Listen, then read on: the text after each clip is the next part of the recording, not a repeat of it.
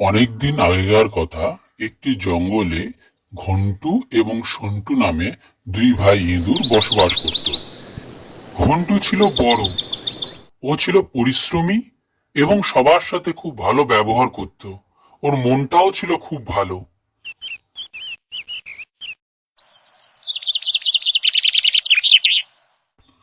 সন্টু ছিল অলস প্রকৃতির। সে কাজ করতে চাইতো না, আর বড়দের কথাও শুনতো না। দাদা, এই সকালবেলা তুমি কোথায় যাচ্ছ? তুমি আমার সঙ্গে যাবে? আমি বন্ধুদের সাথে খেলতে যাচ্ছি। সামনে তো বর্ষাকাল, তার আগেই আমার ঘরটিকে সারাতে হবে, না হলে বর্ষার জল ঢুকে যাবে।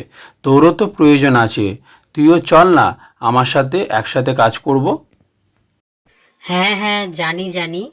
দাদা, তোমাকে এই নিয়ে চিন্তা করতে হবে না, আমি ঠিক করে নেব। এখন আমি আসছি, বন্ধুরা অপেক্ষা করছে, আমাকে যেতে হবে। পরে কথা হবে, অনেক দেরি হয়ে গেল। দাদার সাথে না গিয়ে সন্টু খেলতে চলে যায়। ভাই সন্টুটা যখনই ওকে কোনো কাজের কথা বলি, তখনই খালি বলবে পরে করব পরে করব। ওরও তো বাড়ির সারানোর প্রয়োজন আছে, সামনে তো বর্ষাকাল, বৃষ্টি হলেও খুব কষ্ট পাবে। এই বলে ঘন্টু তার নিজের কাজে চলে যায়। কিছুদিন পরেই জঙ্গলে নামে বর্ষাকাল।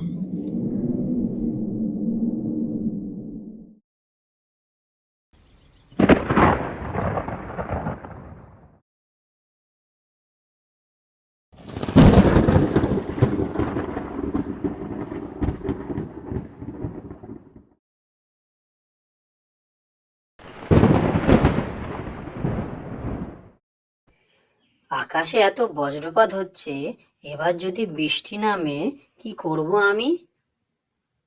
আমার তো ঘর ভাঙা, কি হবে?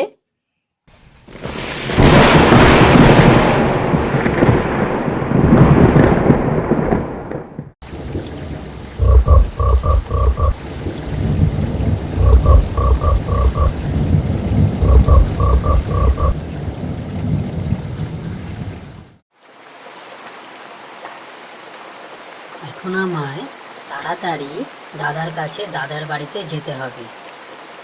উফ, এত বৃষ্টি!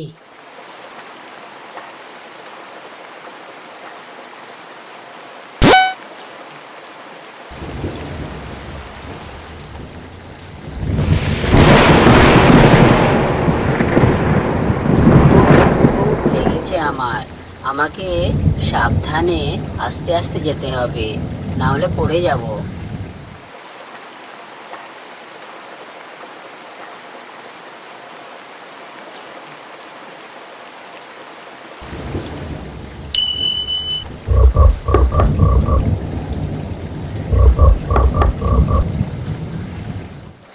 দাদা, দরজা খোলো দাদা, আমি তোমার ভাই সন্টু। দাদা, দরজা খোলো। দাদা, অনেক কষ্ট করে তোমার কাছে এসেছি, আমাকে বাঁচাও দাদা। তো বৃষ্টিতে পুরো ভিজে গেছিস, বাড়ির ভিতরে আয়।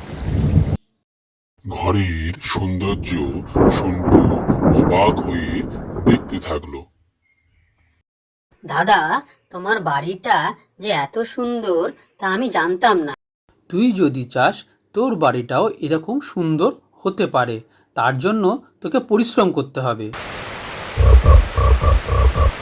দাদা, অনেক দিন হয়ে গেল, তবুও বৃষ্টি থামছে না। চিন্তা করিস না ভাই, এটা তো বর্ষাকাল, বৃষ্টি হবে, এর জন্য আমি প্রস্তুত ছিলাম।